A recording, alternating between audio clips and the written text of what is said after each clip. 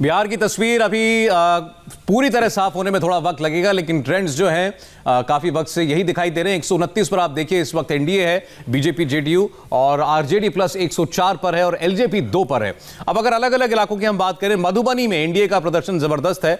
कुल 10 सीटों में से 8 सीटों पर एनडीए जीत रहा है, जबकि महागठबंधन को सिर्फ 2 सीटों पर इस वक्त लीड हासिल है। मधुबनी की 10 में से 8 पर एनडीए और 2 पर तेजस्वी यादव का गठबंधन आगे चल रहा है। दरभंगा की 10 सीटें देखिए, यहां भी एक तरफा 9 पर एनडीए आ गया और 1 पर केवल महागठबंधन लीड कर रहा है। इनके बारे में थोड़ा आपको डिटेल्स जो है वो देवेंद्र देते रहेंगे। जैसे दरभंगा की सारी सीटों की बात कर लें तो कास्ट कॉम्बिनेशन के अलावा, क्योंकि फ्लड अफेक्टेड एरिया है और उसमें जो राहत पहुंचाई गई है, संभवतः ये उसका नतीजा है कि लोगों को ये लगा कि नहीं, हमारे इस संकट की घड़ी में कुछ किया गया, जिसके चलते वो याद रखें ये वोटिंग हुई है। कास्ट कॉम्बिनेशन तो वहाँ बेहतर है ही। पूर्णिया की बात करें, देखिए पूर्णिया में भी 6-7 सीटें हैं, 5 पर एनडीए, 1 पर चिराग पासवान और 1 पर अन्य, ये लीड कर रहे हैं। पूर्णिया में भी एनडीए आगे बढ़त में दिखाई दे रहा है और देखिए 130 पर एनडीए की टैली पहुंच गई है।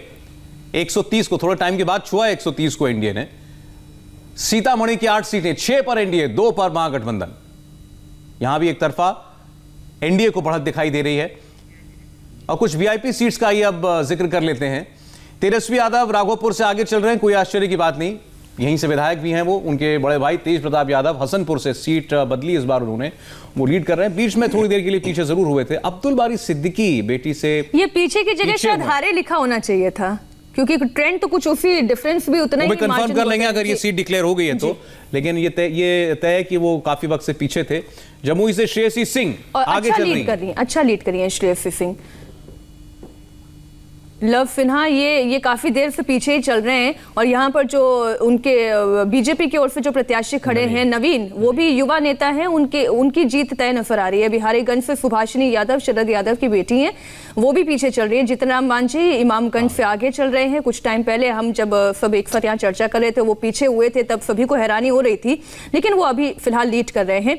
अनंत सिंह मोकामा से लीड कर रहे हैं, आगे चल रहे हैं, इनकी भी जीत लगभग तय नजर आती है।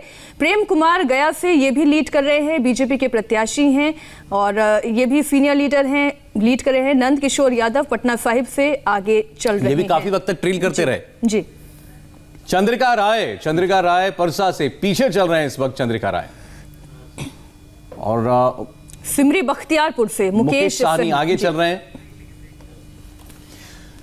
तो एक दो अपसेट आप छोड़ दें तो कमोबेश जो बड़े नेताओं की जो सीटें हैं या जो चर्चित चेहरे थे वो अपनी सीट पर अच्छा करते हुए दिखाई दे रहे हैं। लेकिन सवाल यह है कि आखिर कितना वक्त और लग जाएगा इन ट्रेंड्स को नतीजों में तब्दील होते होते और ये साबित होते होते कि आखिर बिहार में अगला मुख्यमंत्री कौन, इस बार किसका बिहार। इसमें शायद अभी 1.5-2 घंटे का वक्त और देना पड़ेगा। एक ब्रेक के बाद हम लौटते हैं।